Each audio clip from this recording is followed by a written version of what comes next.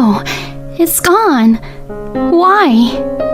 As soon as I got home, I couldn't help but to scream. I looked everywhere, but I couldn't find my treasure, the $5,000 ring. Oh, that expensive-looking one? My sister wanted it, so I gave it to her. Oh, it's fine, right? No, it's not fine. That was given to me by my mother, and it's irreplaceable to me. Oh, shut up. I'm the one who has been supporting you, so don't talk crap about my decisions. I'll divorce you if you don't quiet down, okay? I could leave you anytime I want to, you know? All you have to do is say, yes, I understand, and obey me. I bit my lip and burst into tears at his arrogance. Fine, then if my husband Dan is going to go that far, then I also have an idea. He better not underestimate what I'm capable of. My name is Nora. I am a full-time housewife who turned 37 this year. I used to work as a nurse before I got married, but I quit my work when I got married at the request of my husband, Dan. Dan was working as a salesman for a company at the time of our marriage, but he recently changed his job. He now works from home. Since Dan and I share the same hometown, both our parents live nearby. And although we do not live together with Dan's parents or my parents, both of our parents live very close to where Dan and I live. And we have no kids. It's not that we didn't decide to have kids, but even after 10 years of marriage, we weren't blessed with a baby. After about 5 years of marriage, I went to the clinic once for a checkup and found no issues on my part. As for Dan, I don't even know if there is an issue or not because Dan has never gone to the clinic, no matter how many times I have urged him to do so. But I am not going to complain about it, nor am I going to force him to go to the clinic for a checkup. For my part, I would be happy if we could live a nice life together as a couple, even if we don't have kids. My parents also weren't the ones who would ask for grandkids every time we saw them, and leave the matter of having a baby to Dan and I. But my mother-in-law Lauren had a completely different view. She would come to my house unannounced and without telling me, and every time we saw each other, she would ask if I got pregnant yet with her grandchild. I could understand that she wanted to see her grandchild, but her constantly asking me about getting pregnant was stressing me out and was really getting to me. And Lauren also complains about my housework. Oh, Nora, what's with the way you fold the laundry? You're a housewife, so you should be more careful. What? Is there something wrong with it? I'm just doing it normally. Oh, you're always talking back. You're acting like that to Dan too, aren't you? No. You have to support your husband properly. If you can't do that, then you're not qualified enough to be his wife. Every time she would say anything, it would always go like that. It could be a small thing, but when they pile up, it becomes an unbearable pain. I have talked to Dan about it, but he just won't listen to me at all. And actually, even Dan was giving me a hard time. Hey, about your mother, I get really hurt when she says such terrible things to me, you know. You could at least talk to her about it. You married me to be a family with me and to be my wife because you wanted to, right? Just listen to what my mom has to say. And why don't you just stop complaining and do the housework properly? I'm busy with work, but you're doing nothing. Dan doesn't seem to want to get into trouble with Lauren, who is really stubborn, so he's always trying to make me feel guilty. And even though it was Dan who requested that I become a housewife, he would always look down on me and say that since I don't work, I'm not busy when I am busy with house chores. Just dealing with Laura and Dan is enough, but recently another problem has come up. and that was Dan's sister Justine. She has been my problem too recently. Justine is the same age as me, and she is also married. She lived within 30 minutes distance, but apparently she had a big fight with her husband, so she packed her bags and moved back to her parents' house. If that was all there is to it, there was nothing I could say anything about Justine. But just like Lauren, Justine would come to my house without any notice and goes through my house as if it was hers. Unlike Lauren, she has never said anything terrible to me, but anything she finds in our house, she always wants it. And every time, she would ask me if she could have it, which was quite annoying. Hey, Natalie, this bag is really nice. Oh, I like these heels too. If I were you, I'd show them off to everyone. You have so many expensive looking things. Why don't you give me at least one of them? Dan bought them for you anyways, didn't he? No, he didn't. I bought all of them with my own money a long time ago, and some with my savings after we got married. If you want them, why don't you buy them yourself? I don't have that kind of money, so that's why I'm asking you to give it to me. Oh, this ring is cute. And doesn't it fit my finger perfectly? I won't ask you for money, so please just give me this one. What Justine was looking at was a ring with diamonds on it. This ring was a precious thing that my mother had given me when I got married. My mother had told me that it costed about $5,000. But how much it costed was irrelevant at this point. I was happy that my mother thought of me and gave me this ring. So it's only natural that there was no way I could give up a precious ring, which was also my treasure.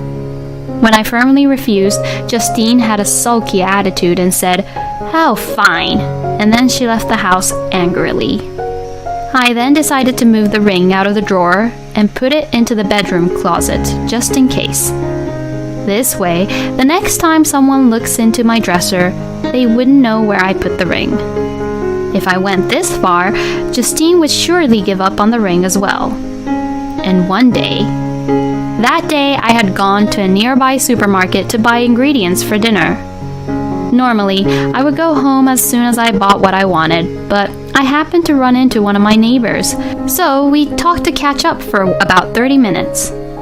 After that, I was able to go back home without any incident, but as soon as I entered the living room, I felt somewhat strange. The arrangement of the furniture seemed to have changed somehow. And it wasn't just the living room. Things in the bedroom and the room which is used for storage looked like it was moved around. The first thing that came to my mind was Dan's presence. If there had been a burglary, Dan, who was working from home, would have noticed clearly. So he must know something. I knocked on the door of Dan's study where he was working. He always tells me not to disturb him while he is working, but since it was an emergency situation, I had no choice. Hearing me knock, I hear Dan's voice through the door saying, "What the hell?" I feel like some of the things in our house had moved around. "Well, my mom was here earlier. Can I go now? I'm busy right now." As soon as I heard what he had said, I had a very bad feeling. No way. I panicked and headed for the bedroom right away. Then I reached my hands into the back of the closet. Oh no, it's gone. The ring, which my mother gave me, is gone. I unconsciously let out a scream. Then Dan came into the bedroom, probably because he heard me scream. "Dan, my ring, it's missing. What shall I do? Where did it go?" At my words, Dan then said, "Oh, yeah. About that ring. Well, Mom took it. It seems like Justine wanted it, so I gave it to her. Justine was supposed to come and get it herself, but she asked my mother to get it because she wanted to go to the beauty salon." Dan began to say this as if it was nothing to worry about. Dan must have known that the ring was an expensive gift from my mother, so how dare he give the ring away without asking me? So I told Dan exactly what I was thinking. Then Dan's face turned bright red and he raised his voice. What's wrong with you? Don't complain to me when I'm the one who feeds and provides for you. This is not the matter of whether you feed and provide for me or not. I'm asking you why you gave the ring away without my permission. When I responded in a stronger tone than usual, Dan became even more furious and shouted, If you complain anymore, I'll divorce you. At that moment, I just lost my patience. Why must I be treated this badly? I could not remain silent any longer. Fine, then let's get a divorce. I won't let you do what you want to me anymore. So I began to take out a piece of paper I had kept in a cabinet in the living room and began to sign on it. When I returned to the bedroom, Dan looked like he didn't know what to do. Here, these are the divorce papers. These are the papers when you signed it before and threw at me when we argued before. I'm going to go submit this now. Well, good for you. Now we are complete strangers to each other. Dan had made a fuss about divorce before, threatening me saying, I'll divorce you, on our previous argument. At that time, Dan brought the divorce papers, filled them out, and tossed them to me. The crumpled divorce papers. I couldn't throw it away, so I kept it. But I never thought that the day would come when I would actually use it. Then I left Dan, who looked like he was in a panic, not knowing what to do from this helpless situation, as I packed up my belongings. The things I needed to bring with me weren't much, and my suitcase was smaller than I had expected, and I was ready to leave immediately. Well then, goodbye. Please live happily with your mother and sister whom you love so much. As I said goodbye, I left the house. I thought I heard Dan call my name on the way out, but it was too late for that. Then I went to go file the divorce papers. And after, I decided to return to my parents' house. A few days passed. While I was watching TV at my parents' house, my phone rang. I picked it up immediately, but it hung up before I could answer it. Then I got another call. On the screen, I could see that Justine was calling me.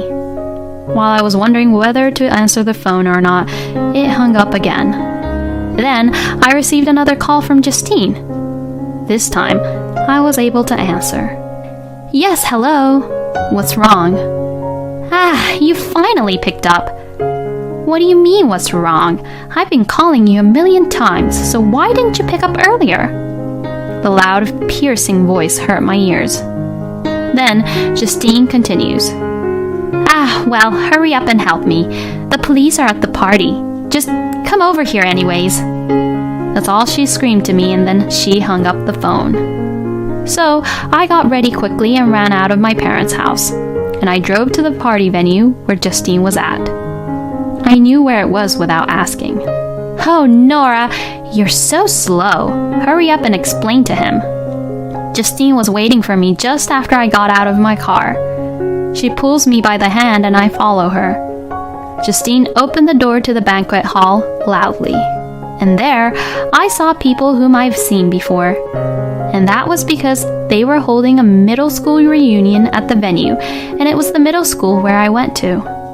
Actually, Justine and I were in the same class when we were in middle school. Of course, I had been invited to today's reunion, but Dan did not allow me to attend at the time, so I couldn't RSVP and go to the reunion in the end. I looked at the policeman, as Justine called him, and he was smiling awkwardly at me. And his name is Hugh, and in order not to let Justine escape, he moves in front of me. He's accusing that I stole this ring from your house without permission. That's not what happened, right? Nora, you gave this to me, right? Right? Justine held the ring in front of my eyes, and it looked like she was begging me to help her desperately. Of course, there was no way I would play along with her. Your mother came into my house and took this ring without my permission while I was gone. and you are wearing it without my permission.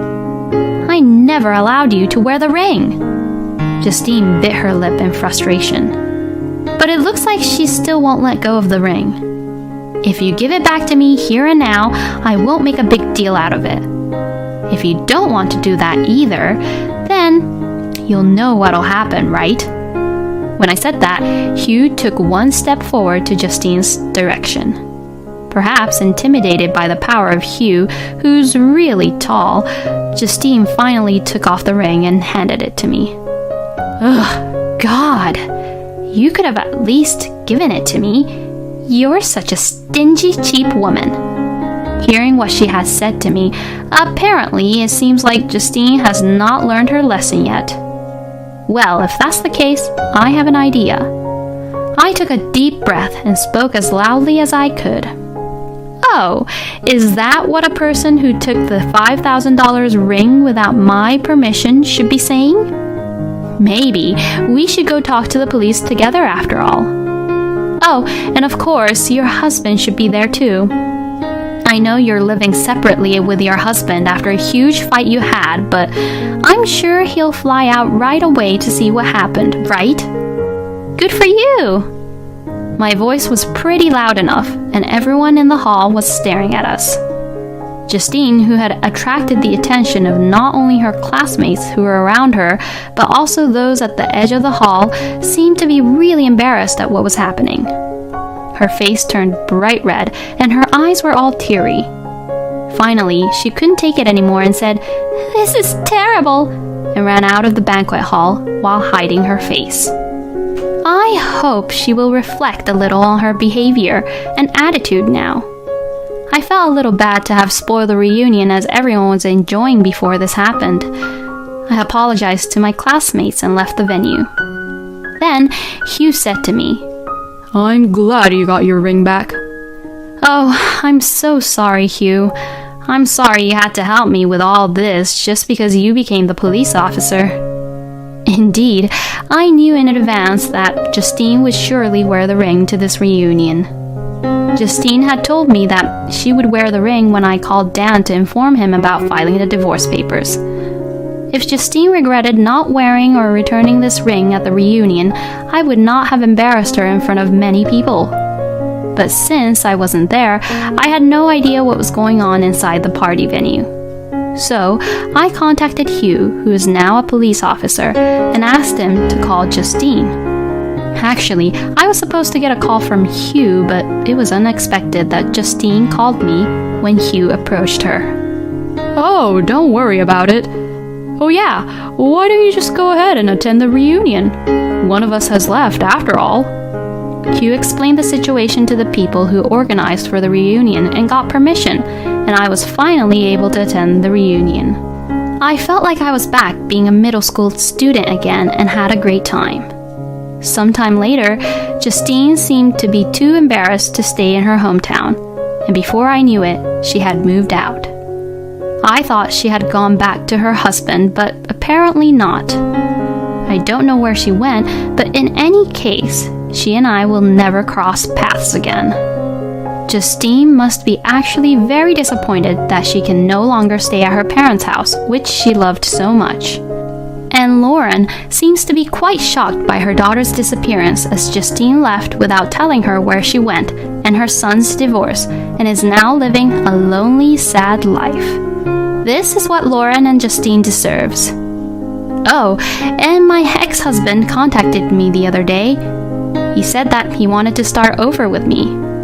I never had any intentions to divorce you. He cried to me over the phone, but of course, there was no way I would ever get back with him anymore. Dan couldn't do any housework at all, so I'm sure he feels horrible on how he treated me and how grateful he is of me when I was with him. A mutual friend of ours told me that when she happened to see Dan at the supermarket, he was wearing a crumpled shirt, looking exhausted, and had a large amount of frozen food in his shopping basket, so there was no doubt that Dan was regretting what had happened between us. Seeing how dirty and exhausted he looked like, it seems like his neighbors were also making rumors about him. I hope that Dan, Justine, and Lauren will reflect back to what they had done. As for me, on the other hand, I was able to get a job as a nurse, just as I did before I got married. Despite the blank period I had of being a nurse, I am doing my best now, and I am very happy to be able to be involved again in a job that is so rewarding. I may have become a divorcee, but I'm the happiest in my life right now. And I learned a lot from those 3 people, to not be with those kind of people and be ever like them. I also definitely learned that you can't live a good, happy life if you do things that other people wouldn't like, or if you envy other people's things. Thank you for watching until the end. Please subscribe to our channel. We hope to see you in our next video.